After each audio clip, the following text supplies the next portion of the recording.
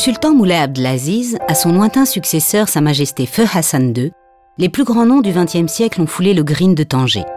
Le doyen des golfs marocains, dont on commémore le centenaire, a vu se succéder nombre de chefs d'État, diplomates étrangers, personnalités nationales et étrangères appartenant au monde de la culture, de la politique, de la finance, du cinéma et du sport.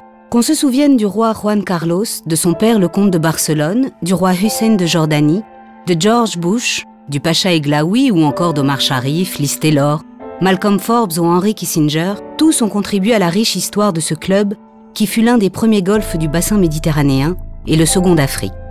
Raconter son histoire, démarrée à la fin du XIXe siècle, sous l'impulsion décisive de quelques diplomates férus de sport, c'est croiser la légende du Tanger mythique. Combien de villes au monde peuvent se targuer d'avoir autant inspiré poètes, écrivains, rêveurs, peintres, mais aussi géographes ou historiens?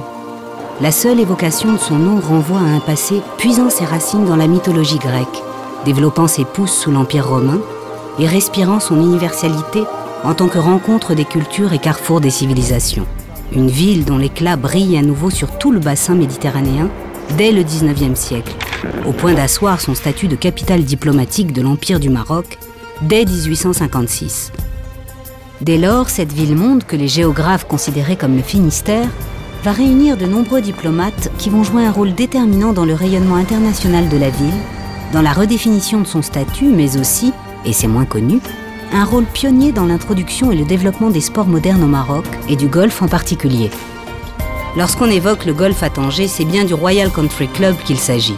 Aujourd'hui réaménagé et modernisé, ce club historique, désormais mythique, est sans conteste le premier club de golf du Maroc. Sa petite histoire, démarrée officiellement en 1914, s'est souvent trouvée aux prises avec la grande histoire.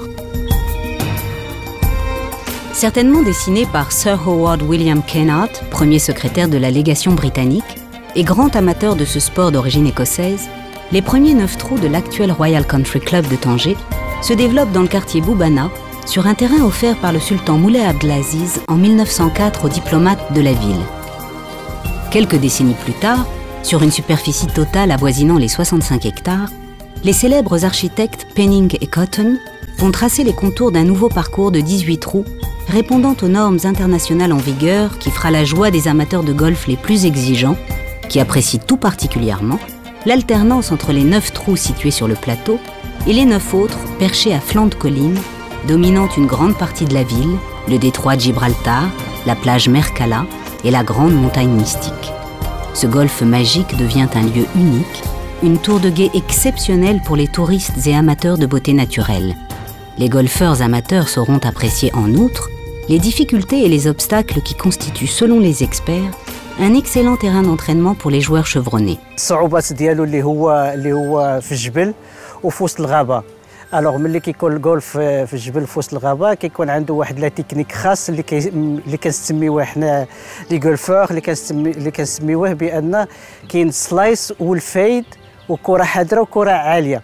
يعني هاد الطريقات هادو باش كتخدمهم كيخص بزاف ديال الوقت عند الممارس اللي هو كيخصو واحد المده طويله باش يدير هاد الدقات هادو.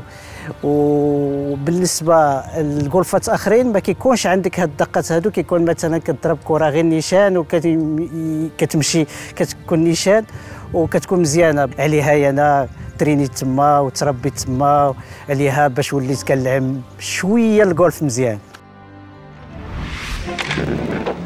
Le 6 juin 1914, un événement considérable pour l'époque a lieu sur le terrain de ce qui s'appelait encore le Diplomatic Country Club. Ce jour-là, une foule nombreuse est venue assister au premier atterrissage en terre marocaine d'un biplan conduit par 3 pilotes espagnols à l'endroit même où se trouve actuellement le trou numéro 10 du parcours. Depuis ce jour et durant toute la première moitié du XXe siècle, le Diplomatic Country Club va devenir l'épicentre d'un nombre considérable d'événements culturels, sportifs et artistiques.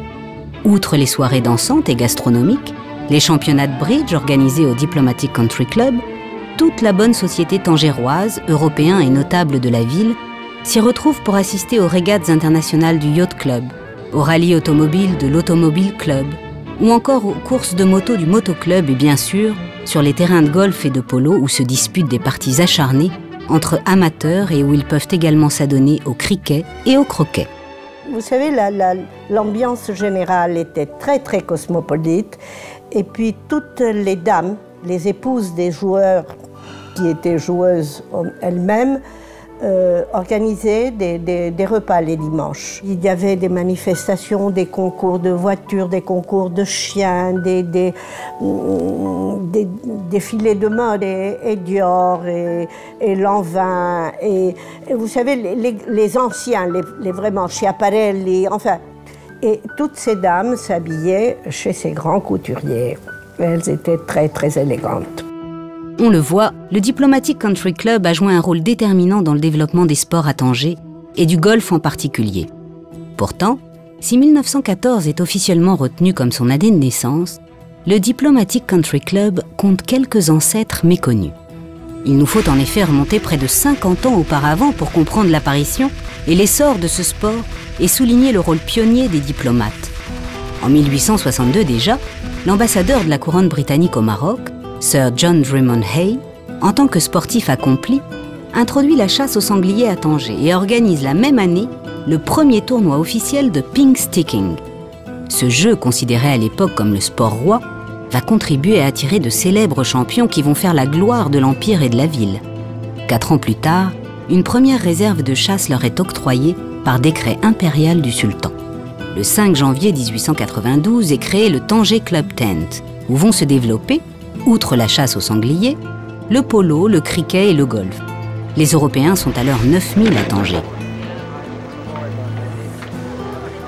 Mais il faut attendre 50 de plus pour voir naître sur le plateau de Marchand, décrit par Assayag dans son ouvrage comme un plateau terreux, couvert d'une multitude d'herbacées, d'acres boisés atteignant les limites rocheuses des tombes phéniciennes faisant face à la mer, le premier club de golf du Maroc sous le nom de Tanger Golf Club.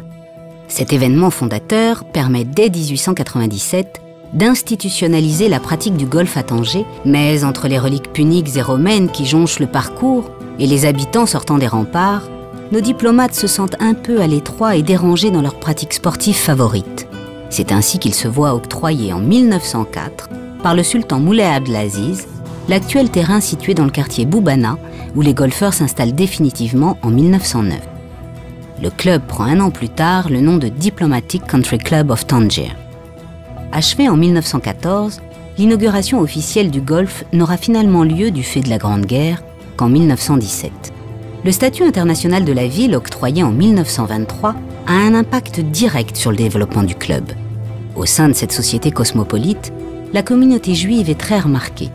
2 de ses membres, les frères Pinto, firent également don d'une autre parcelle de terrain au Country Club Golf de Tanger. C'est en 1939 que le parcours sera redessiné par l'architecte du British Golf, Hugh Allison Charles, qui mettra à profit ce cadre naturel et sauvage pour ponctuer le parcours de lacs, véritables miroirs dans lesquels se reflètent les hauteurs verdoyantes et les balais incessants des oiseaux migrateurs. Le tout niché au creux d'une montagne couverte de pins et d'eucalyptus majestueux. Après l'indépendance du Maroc en 1956 et la réintégration un an plus tard de Tanger à la mère patrie, le Diplomatic Country Club entame une nouvelle ère en se dotant d'un nouveau règlement et d'une nouvelle direction. Fait notable, le Diplomatic Country Club s'ouvre à tous et non plus aux seuls diplomates. C'est sans conteste dans les années 60 sous la présidence d'Omar Hajjoui et sous l'impulsion de Sa Majesté Feu Hassan II que le golf de Tanger prendra réellement un nouvel essor. Mon père a donc contribué au départ à former d'abord, à ouvrir le golf à une clientèle un peu plus élargie. C'était d'abord essentiellement des gens de profession libérale. Et puis ensuite, des Marocains commençaient à s'intéresser au golf, à venir. Et puis le golf a commencé à se développer. Ce qui a contribué d'ailleurs à la formation de beaucoup d'autres personnes, c'est-à-dire des gens qui s'occupaient du golf, les pépiniéristes, les greenkeepers, les caddy masters. Donc le golf a commencé à devenir un sport qui attirait quand même de plus en plus de monde grâce justement à ce que mon père a ouvert les portes. Il a ouvert les portes aux caddies. Il en a fait, d'ailleurs, il y avait une journée des caddies qui était le lundi. Et le lundi, tous les caddies, c'est-à-dire les gens qui portaient des sacs, pouvaient s'adonner à ce sport. Et de là, d'ailleurs, quelques années plus tard, on a ressorti des champions, des nouvelles têtes de golf. Les jeunes sont venus aussi progressivement au golf. Il y avait des journées portes ouvertes, d'ailleurs, qu'on appelait ça, et les lycéens pouvaient venir et taper des balles.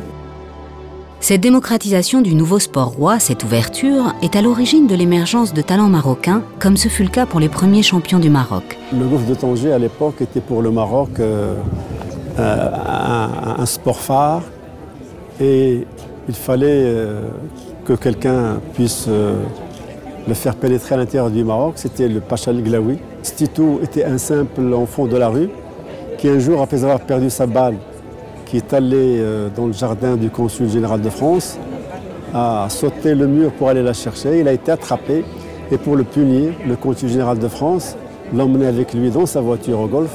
Il lui a donné son sac à porter. Et ainsi, de jour en jour, il a commencé à s'entraîner, à bien jouer, jusqu'au jour où le Glaoui est arrivé à Tanger pour une partie de golf. Il leur manquait un quatrième et quelqu'un a dit au consul général, mais prenez le petit Stitou. Il leur a dit, le petit Stitou, s'il joue au golf? Ben oui. Ah bon? Ils l'ont fait venir. Évidemment, il était beaucoup plus performant que les trois autres joueurs, d'où sa connaissance avec Glaoui. Et après le départ du consul général de France, Glaoui l'a récupéré et c'est avec Stitou qu'il a construit le golf de Marrakech. Donc il y a un lien entre Tanger et Marrakech. En 1967, un nouveau 9 trous voit le jour aux côtés du premier, ainsi que la création du clubhouse, des vestiaires, dessinés par les architectes Penning et Cotton, comme nous l'avons déjà dit. Autant de gros travaux qui vont nécessiter de lourds investissements, auxquels participera personnellement Sa Majesté Feu Hassan II, fervent amateur de ce sport et convaincu de son rôle dans le développement du tourisme.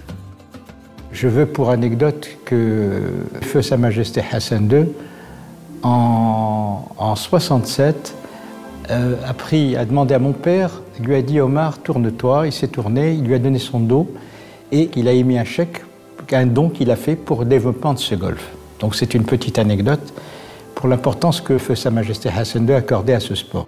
En 1968, le Diplomatic Country Club devient le Royal Country Club of Tanger et ses 18 trous sont inaugurés 6 ans plus tard, en 1974. De nombreuses compétitions et rencontres sportives se tiennent alors au Royal Country Club, dont le premier championnat Pro-Am organisé au Maroc, qui compte la participation de 80 amateurs et professionnels marocains et britanniques. Il faut attendre l'année 2001 pour que le parcours soit à nouveau redessiné par Peter Harradine, un architecte de renom qui contribuera à la mise à niveau du club et relancera son aventure. De 3 golfs en 1925, le Maroc en compte aujourd'hui une trentaine répartis sur le territoire national. C'est dire la dynamique enclenchée par ce sport, tant auprès des amateurs et professionnels nationaux qu'étrangers. Le golf jouit aujourd'hui d'un essor sans précédent, grâce au travail de la Fédération royale, placée sous l'égide de son Altesse le Prince Moulay Rachid, d'une vision 2020 pour le développement du tourisme, sans compter le rôle joué par le trophée Hassan II, qui depuis 2010 a intégré l'European Tour et fait désormais partie intégrante des rendez-vous golfiques internationaux. Le Maroc est devenu un pays golfique de réputation mondiale.